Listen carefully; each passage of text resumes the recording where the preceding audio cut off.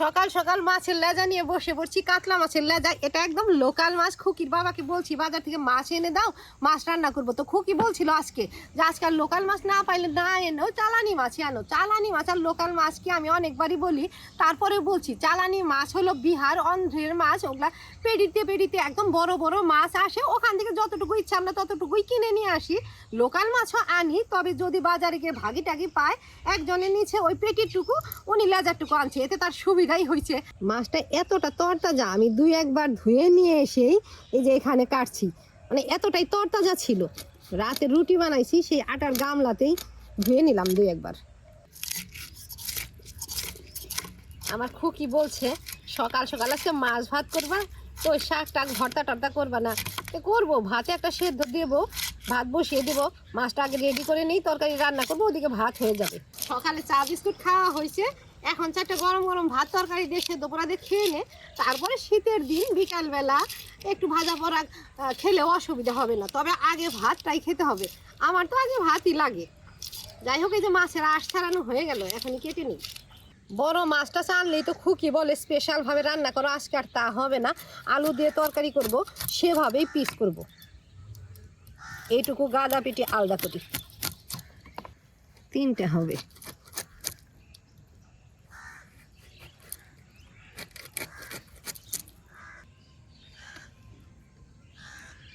গাদাও তিনটে হবে, একটু পাতলা হবে। আমি সাধারণত মাছ একটু পাতলা পাতলাই করি, ভাজা তেল মশলা মাছের মধ্যে ঢুকে, তাই খেতে ভালো লাগে। একেবারে বড় বড় করলে মনে হয় তেল মশলা ঢোকে না, একদম গাদা গাদা মাছ থাকে। যাই হোক, এক একজনের এক একটা পছন্দ। লেজারটাও কেটে নিলাম, লেজারটা এটুকু থাক, এটুকু থাকতেই হবে, আর একটা বের করা যাবে না।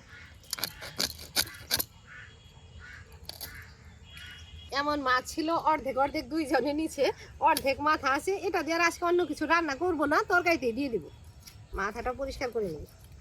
এটা হলো ঠোঁটা, এর মধ্যে আঁশ থাকে। যদি গোটা মাছও আনা যায়, তারপরে পরিষ্কার করার পরে এখানে আঁশ থাকে, এটা আলাদাভাবে একটু ভালোভাবে খেয়াল করে আঁশগুলো তুলতে হয়।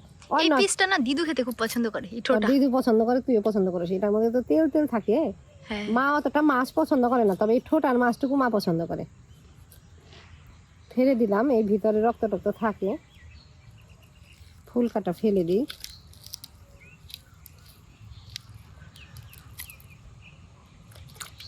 একটু ছোট করে দেব, এটা একটু কেটে দিই, তাই ছোট হয়ে গেল।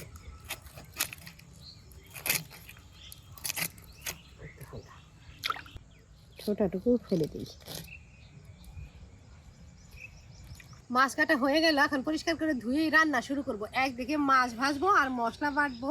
আর আজকে মাছ রান্না করব নতুন ছোট ছোট আলু দিয়ে মাছ রান্না করব। ফুলকপি তো প্রথম প্রথম খেতে ভালো লাগছে, এখনও ভালো লাগে, তবে দেশি ফুলকপিটা পেলেই তরকারি খেতে ভালো লাগে। নয় একদম বড় বড় ফুলকপি দিয়ে তরকারি খেতে অতটাও ভালো লাগে না। আজকে দেশি আলু দিয়ে লাল লাল করে এই মাছের ঝোল করব।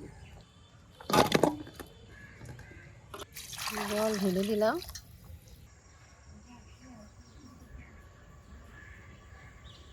মাছ ধোয়া হয়ে গেছে, এটা পরিষ্কার করে ধুয়ে নিলাম। এখন মাছগুলো তুলে নুন হলুদ দিয়ে মাখবো।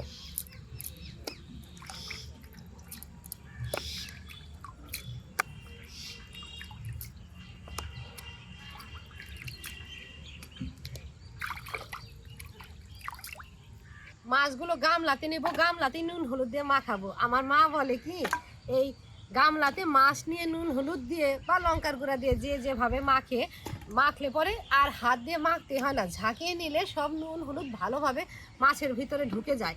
আমাকেও বলে যে, এখন আমাকে বলে যে আবার হাত দিয়ে মাখিস কেন, হাতটা নষ্ট হয়ে যায়। যাই হোক, এই গামলাতে মাছ নিলাম, এখন হলুদ গুঁড়া নুন দিয়ে ঝাঁকিয়ে নিই। হলুদ গুঁড়ো দিলাম,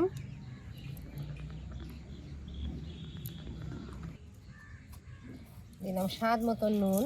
নুনটা একটু বেশি করেই দেব, ওই ঝোলের সাথে নুন বেরিয়ে গেলেও মাছের মধ্যে যাতে আলুই না লাগে। এখন ঝাঁকিয়ে নিচ্ছি, ভালোভাবে ঝাঁকিয়ে নিলাম। ঢাকা দিয়ে লাকড়িটাকে জোগাড় করে রান্না শুরু করে দিই।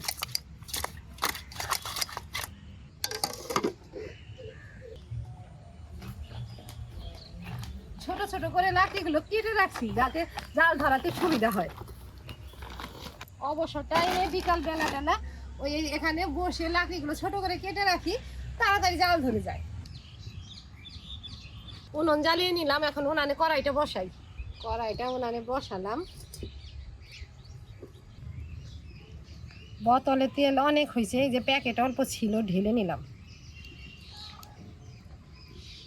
আমার ঠাকুমা বলতো কোনো জিনিস শেষ হইলে, সংসারের যে কোনো জিনিস শেষ হলে শেষ বলতে নাই, নয় বলতে হয় অনেক হয়েছে বা বাড়ন্ত হয়েছে, মানে একদম উল্টা দিক, সেভাবেই বলি। খুকি আলু ছিলে দিছে, আদা ছিলে নাই, সময় পায় নাই। আদাটুকু ছিলে নেই, কড়াই গরম হতে হতে।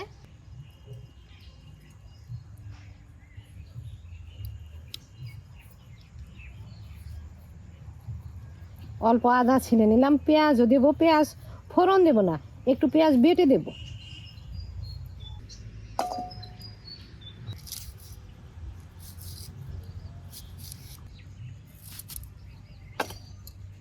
মাছ মাংস যে কোনো তরকারি রান্না করলে শুকনা লঙ্কার গুঁড়া দিলেও কয়েকটা কাঁচা লঙ্কা বেটে দিই, দুই একটা চিড়েও দিই। কাঁচা লঙ্কা বেছে নিলাম, এগুলো আদার সাথে বেটে দেবো।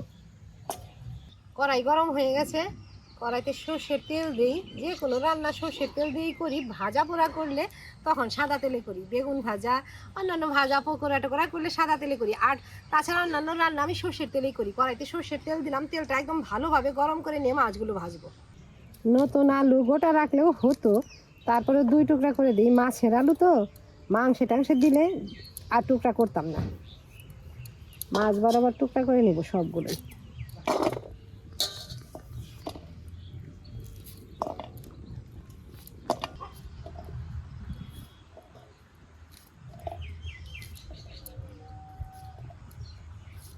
তেল গরম হয়ে গেছে, একেবারে টনটনা গরম হয়ে গেছে। আর মাছগুলোতে নুন হলুদ দিয়ে মেখে রাখছি, মেখে ঢাকা দিয়ে রাখছিলাম, পুরোপুরি মাছের মধ্যে নুন হলুদ ঢুকে গেছে। এখন একে একে মাছগুলো ভাজি। আগে পেটিগুলো ভাজি।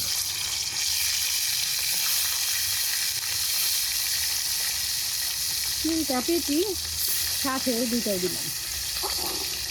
পাতলা একটা বড় গাদাটা দিয়ে দিলাম, আর লেজার সাথে মাথার কাটা কুটাগুলো ভাজি।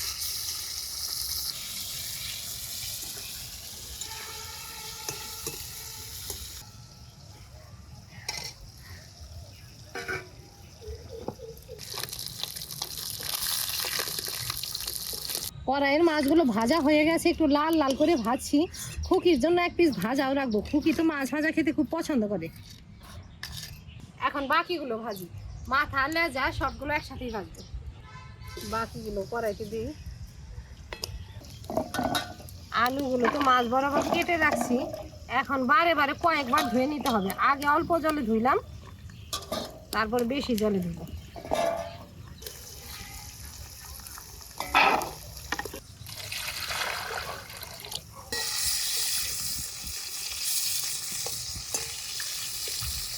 এই মাছগুলো ভাজা হয়ে গেল।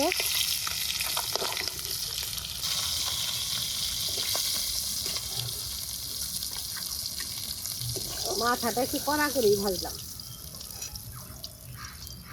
তেজপাতা, শুকনো লঙ্কা, জিরে ফোড়ন দেবো। ফোড়নের উপরে আলুগুলো একটু ভাজবো, তারপরে মশলাপাতি দেবো। তেজপাতা শুকনো লঙ্কা কড়াইতে দিছি, জিরেও দিয়ে দিলাম। এখন এই জল থেকে ছেঁকে আলুগুলো দেবো, একটু ভালোভাবে ছেঁকে নিলাম। কড়াইতে দিলে আবার স্বাদ করবে।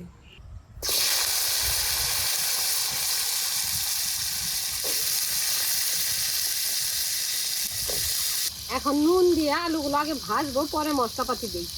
স্বাদ মতো নুন দিয়ে দিলাম।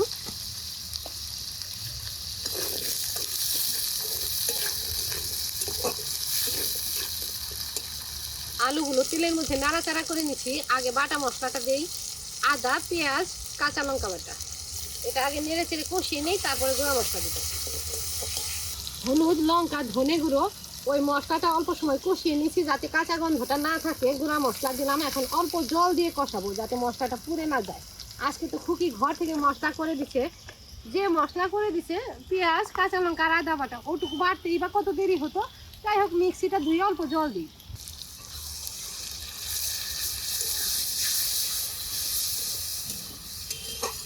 কষানো মশলার উপরে আধা পাকা একটা টমেটো দিব।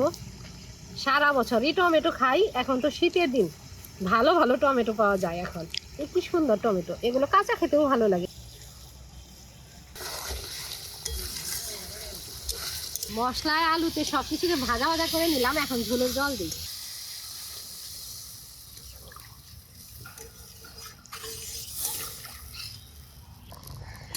ঝোল বলক এসে গেছে, নতুন আলু গলে গেছে, পুরোপুরি গলে নাই। মাছ দিব আর একটু জাল হবে, একদম পুরোপুরি গলে যাবে।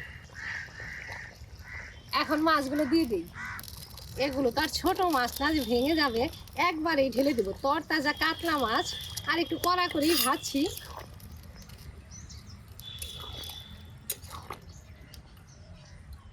এখন তো আমরা যে কোনো তরকারি রান্না করলেই ধনেপাতা কুচি ছড়িয়ে দিই, মাছ মাংস যে কোনো কিছুতে।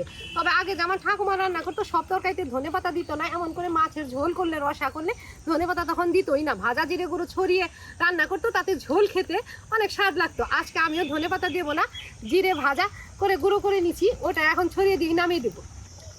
জিরে ভাজা করে খুকি অল্প অল্প গুঁড়ো করে দেয়, 2-4 দিন রান্না করি আবার দেয়। এই যে ভাজা জিরে গুঁড়ো নিলাম, এখন ছড়িয়ে দিই।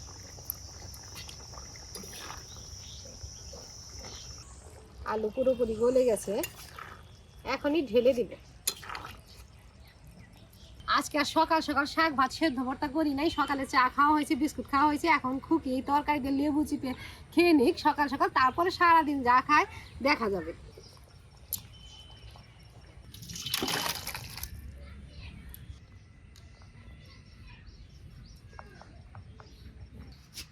ভাত বেড়ে দিয়ে স্টিম লেবুটাও কেটে নিলাম।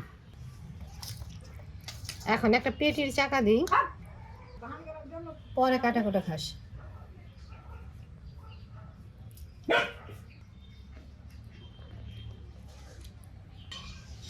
আলুটা কি সুন্দর গলছে।